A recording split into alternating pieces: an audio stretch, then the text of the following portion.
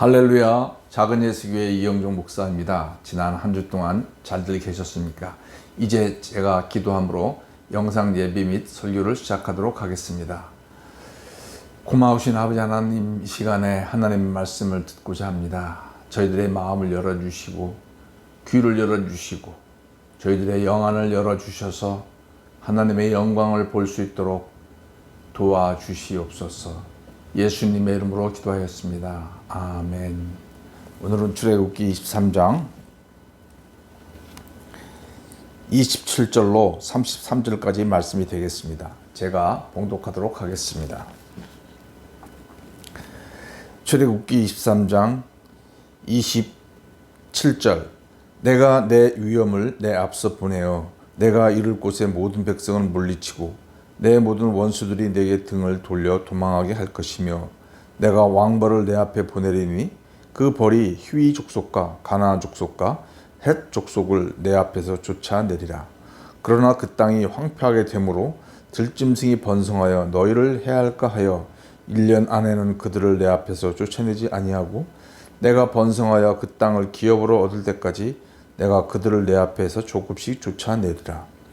내가 내 경계를 홍해에서부터 블레셋 바다까지 광야에서부터 강까지 정하고 그 땅의 주민을 내 손에 넘기리니 내가 그들을 내 앞에서 쫓아낼지라. 너는 그들과 그들의 신들과 언약하지 말라. 그들이 내 땅에 머무르지 못할 것은 그들이 너를 내게 범죄하게 할까 두려움이라. 내가 그 신들을 섬기면 그것이 너희 울무가 되리라. 아멘. 하나님께서 이제 시내산에서 이스라엘 민족 앞에 나타나셔서 자신의 그런 놀라운 영광과 신비로움 가운데 하나님의 말씀을 전하고 계십니다. 참으로 얼마나 놀라운 말씀입니까? 우리도 우리 인생에 하나님의 영광을 내가 볼 수만 있다면, 또는 하나님의 음성을 들을 수만 있다면 참 감격스럽겠다라는 그런 소원을 가지신 분들이 많이 있을 줄 압니다. 저희 영종 목사도 그렇습니다. 그런데 안타깝게도 우리는 이 시내산의 그런 하나님의 임재를 직접적으로 경험할 수는 없습니다. 그래서 하나님께서 간접적으로나마 경험할 수 있도록 하기 위해서 이 성경을 기록하도록 한 줄 압니다. 우리가 간절한 마음으로 또 성령의 도우심을 힘입어서 이 말씀 앞에 들어간다면 하나님께서는 반드시 우리들에게 그런 시내산의 감격을 우리도 동일하게 느낄 수 있도록 하나님의 은혜를 주실 줄로 믿습니다. 간절한 마음으로 나오는 자에게 하나님은 반드시 응답하시는 하나님이신 것을 믿어야 될 줄로 압니다. 이제 이스라엘 민족은 하나님 앞에서 하나님의 음성 듣고 있는데 그들의 마음 가운데는 하나님의 말씀을 듣긴 하지만 그런 의구심에 사로잡히게 됩니다. 그들이 지금 이제 들어가야 할 가나안 땅에는 여러 족속들이 있었는데 그들은 만만한 족속이 아닙니다. 그 당시에 세계 최강의 나라인 에집트조차도 가나안 땅을 함부로 넘볼 수가 없었던 것입니다.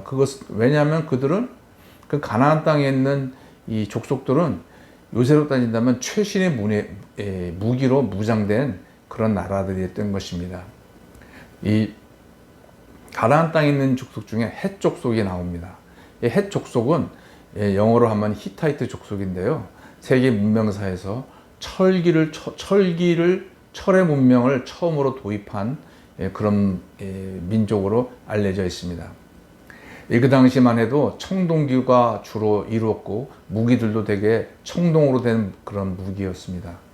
그런데 청동으로 된 무기와 이 철로 된 무기가 서로 이렇게 부딪히면 청동으로 된 무기들은 다 부러져서 전쟁을 할 수가 없는 거예요. 승패는 뻔한 거죠.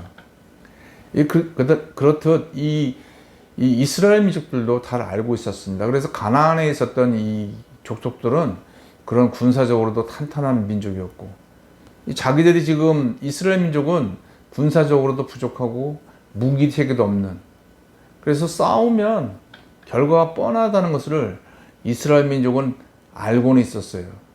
그런데 하나님이 이기게 해주시겠다고 하니까 하나님의 그 권위에 눌려서 말은 못하지만 마음 깊은 곳에서는 과연 우리가 승리할 수 있을까?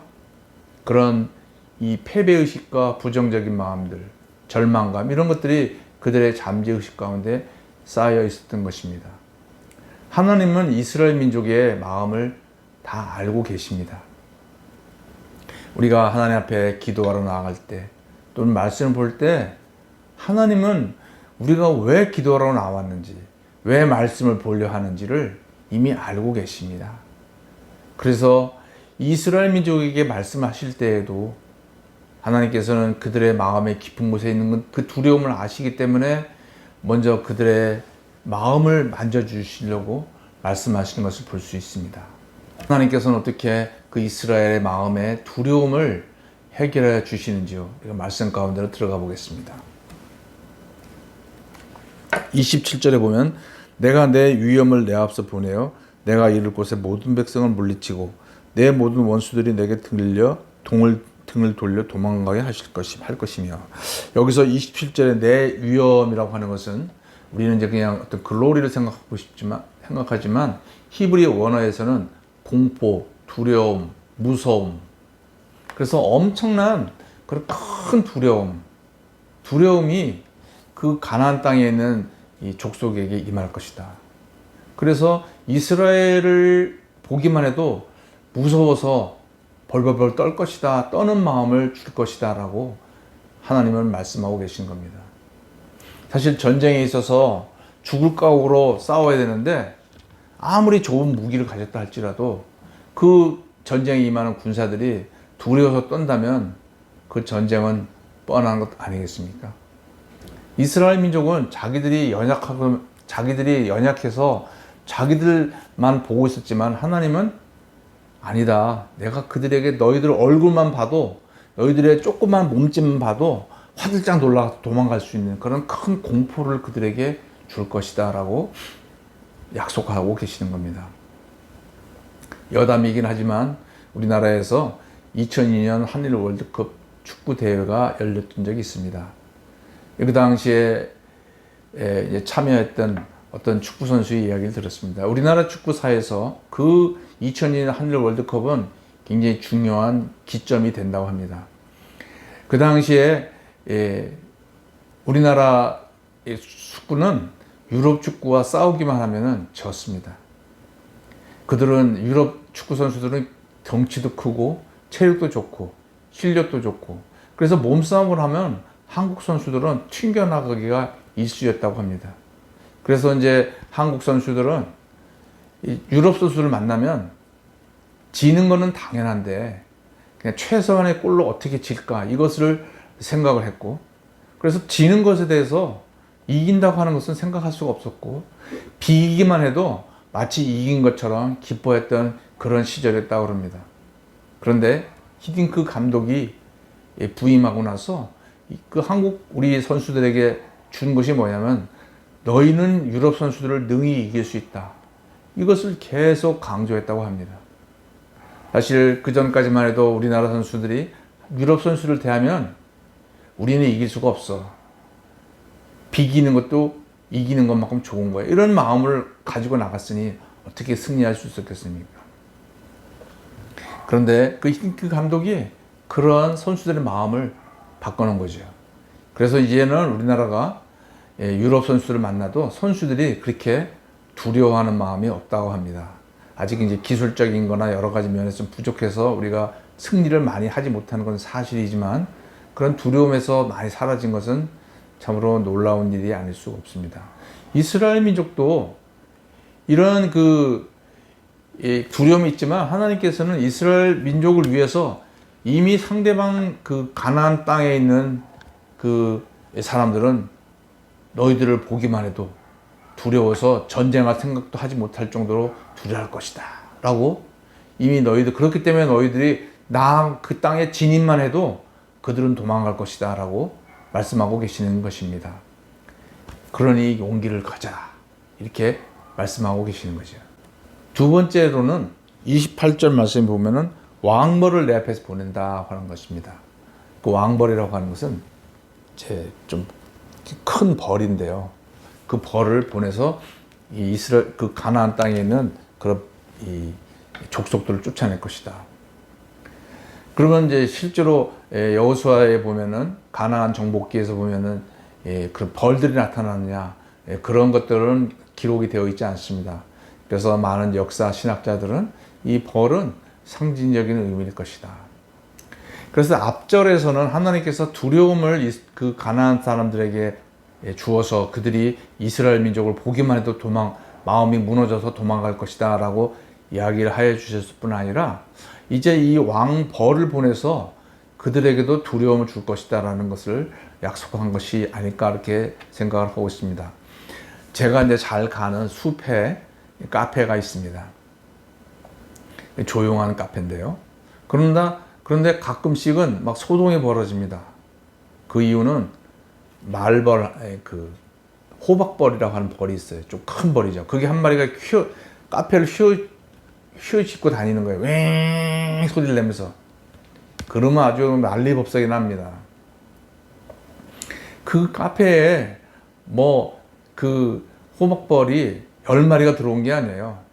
단 한 마리가 들어왔는데도 그렇게 사람들이 두려워서 난리법석을 떱니다. 이 왕벌이 가나안 땅에 들어갔을 때 사람들이 어떤 마음이 있을까요? 아주 놀랍고 두렵고 떨어서 다 흩어지고 도망가는 그런 일이 일어나지 않겠습니까? 그래서 하나님께서는 상징적으로 내가 가나안 그 사람들에게 너희들을 두려울 만큼 내가 어떤 그런 이 왕벌 같은 존재를 보내서 그들이 마음이 다 낙심되게 할 것이다 라고 말씀하여 주시는 거예요. 그리고 실제로 쫓아낼 것이다. 그런 왕벌이 그럼 과연 구체적으로 무엇을 의미하는지는 우리가 성경에서 구체적으로 얘기하지 않기 때문에 우리가 자세히는 알 수 없지만은 어떤 형태로든 그 가나안 땅에 있는 것들을 다 쫓아낼 것이다 라고 약속하여 주시는 겁니다. 그래서 하나님께서는 두려움에 떨고 있는 이스라엘 민족에게 너희들 두려워하지 말라. 내가 다 해주겠다. 그렇게 약속을 해주시는 거예요. 그러나 실제로 전쟁은 이스라엘 민족이 했죠. 그러나 하나님께서는 그런 전쟁에 대한 방법이나 전략을 얘기하기보다는 그들에게 자신감을 주시려고 그러는 겁니다. 승리의 확신을 주시기 위해서 내가 다 할 것이다 라고 약속해 주시는 것이죠. 사실 우리가 인생을 살지만 저 자신도 인생을 돌아보면 제가 열심히 살은 것 같지만 그러나 이제 이 나이에 와서 고백되는 것은 하나님이 다 하셨다는 것들을 고백하게 되는 것을 보게 됩니다. 우리의 힘으로 사는 것 같지만 많은 믿음의 신앙의 선배들 어떻게 고백합니까? 모든 것이 다 하나님의 은혜다라고 고백을 하고 있지 않습니까? 어쨌든 하나님께서는 이스라엘 민족에게 내가 너희를 반드시 승리하게 할 것이니 너희는 두려워하지 말라고 약속하신 것을 보게 됩니다. 하나님은 오늘날 우리들에게도 동일하게 말씀하시지 않겠습니까? 우리가 매일매일 삶에서 닥치는 그런 두려움들이 있습니다. 저걸 내가 헤쳐나갈 수 있을까? 견딜 수 있을까? 과연 좋은 날이 올까? 우리는 여러 가지 두려움이 우리를 엄습합니다. 그러나 하나님은 뭐라고 말씀하십니까? 아무것도 염려하지 말고 오직 믿음으로 기도와 간구로 너희 구할 것을 감사함으로 하나님께 아뢰라. 그래야만 너희 구하는 것을 하나님이 다 허락하실 것이다 라고 성경 말씀에서 말씀을 통하여 하나님께서 우리들에게 약속해 주시지 않습니까? 그 약속을 믿고 오늘날 우리 두려움과 싸우며 나가는 성도님이 되시기를 간절히 축원합니다. 27절, 28절에서 하나님께서 이스라엘 민족에게 그런 승리의 확신을 약속을 해주시는데 29절, 30절에서는 뜻밖의 말씀을 하십니다. 가나안 땅에 들어가서 전쟁을 하게 될 터인데 전쟁이 1년 정도 지속될 것이다. 이 말씀은 이스라엘 민족에게 별로 달갑지 않은 약속입니다. 왜냐하면 이스라엘 민족은 전쟁을 할 바에는 그러면 하나님의 능력을 나타내셔서 한 번에 화끈하게 한 번의 승리를 주시옵소서라고 그렇게 기도하고 바랐을 것입니다. 오늘날 우리가 우크라이나 전쟁을 보고 있습니다. 지금 1년이 넘게 지속되고 있는데 얼마나 많은 사람들이 죽고 재산상의 피해가 있습니까? 우크라이나 국민들의 소원은 빨리 신속한 승리가 있기를 원하는 것 아니겠습니까? 전쟁을 앞둔 이스라엘 민족의 마음도 동일하지 않겠습니까? 이왕 전쟁할 거면 하나님께서 큰 능력을 보여주셔서 그냥 신속하게 승리를 해서 그 땅을 차지하게 하여 주십시오. 왜 1년 동안이나 전쟁을 해야 됩니까? 그렇게 되면 그동안 저희가 얼마나 많은 또 사상자와 재산상의 피해가 있겠습니까? 하나님 그리하지 마시고 신속한 승리를 주시옵소서라고 이스라엘은 그렇게 기도했을지도 모릅니다. 근데 하나님은 1년 걸릴 것이다. 왜 하나님은 그렇게 전쟁을 1년 동안이나 하게끔 하시나요? 하나님이 능력이 없어서 그렇습니까? 이스라엘 민족이 부족해서 그렇습니까? 하나님이 말씀하시는 것은 너희들에게 한꺼번에 축복을 주면 너희들이 그 축복을 누릴 수 있는 아직은 여유가 없다. 한꺼번에 축복을 주면 너희들 땅에 잡초가 자라고 야생동물이 살아서 오히려 너희들에게 해를 줄 수 있기 때문에 너희들이 그 축복을 누리기 위해서 먼저 숫자가 성장해야 된다. 그렇게 말씀하시는 겁니다. 이스라엘의 성장을 하나님은 기다리시는 거예요. 우리는 갑자기 성장할 수가 없잖아요. 이스라엘 민족이 갑자기 숫자가 늘어날 수가 없는 거예요. 한 1년 정도 시간이 걸려야 거기서 또 숫자가 또 늘어날 수 있다고 하나님은 보고 계시는 겁니다. 하나님은 이 기록을 단순히 이스라엘만을 위해서 기록하는 걸까요? 오늘날 우리도 하나님 앞에 간절한 정말 기도 제목이 있습니다. 눈물로 기도하는 기도 제목이 있어요. 그래서 하나님 속히 응답해 주세요. 그러나 하나님은 그렇게 우리의 원하는 대로 그렇게 속히 응답해 주지 않은 것을 보게 됩니다. 저 이영종 목사도 경험적으로 보면은 정말 하나님 앞에 간절히 기도했을 때 기적적으로 응답되는 일들이 한두 번 있었습니다. 그러나 어떤 경우는 대부분의 경우는 시간이 필요로 해요. 왜냐하면 제가 아직 그런 축복을 받기 위한 준비가 안 됐기 때문에 하나님은 그 기도 응답을 미루신 것으로 그렇게 여겨지고 있습니다. 이스라엘에게 갑자기 한꺼번에 축복을 주는 것은 이스라엘에게 축복이 아니라 오히려 독이 되는 것처럼 오늘날 우리들도 그런 경험들을 합니다. 하나님께 많은 축복을 받은 사람이 어느 날 타락하게 되는 것들을 우리는 주위에서 많이 보게 됩니다. 왜 그렇습니까? 복을 받을 만한 준비가 안 됐기 때문에 그렇습니다. 우리에게 복이 준비가 안 되면 우리에게 많은 축복이 왔을 때 우리는 우리 마음 가운데 하나님께 대한 쓴뿌리나 사람에 대한 쓴뿌리, 사람에 대한 판단, 그리고 야생동물처럼 악한 마귀 사탄이 우리 마음 가운데 역사하는 일들이 일어나게 됩니다. 그 축복이 유혹이 되어서 우리를 오히려 타락시키게 되는 일들을 보게 됩니다. 그래서 준비되지 않은 상태에서 하나님으로부터 복을 받는 것은 오히려 우리에게 독이 되는 것들을 우리는 알아야 될 줄 압니다. 성도 여러분, 하나님 앞에 간절한 기도 제목이 있습니까? 그리고 그 기도 제목이 응답되지 않아서 눈물을 흘리며 괴로워하시는 그런 분들이 계십니까? 믿음을 가지시고 끝까지 기도하시기 바랍니다. 그러면서도 또한 하나님 앞에서 올바른 사람이 되게 해달라고 먼저 더 기도해야 되는 줄 압니다. 그런 어려움을 주시는 때에는 하나님의 반드시 어떤 이유가 있는 줄 압니다.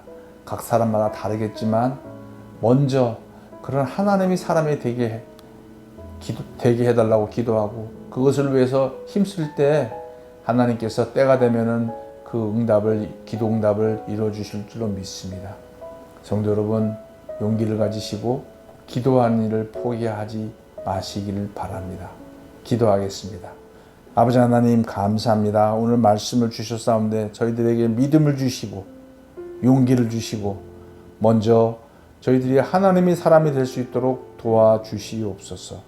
예수님의 이름으로 기도하였습니다. 아멘.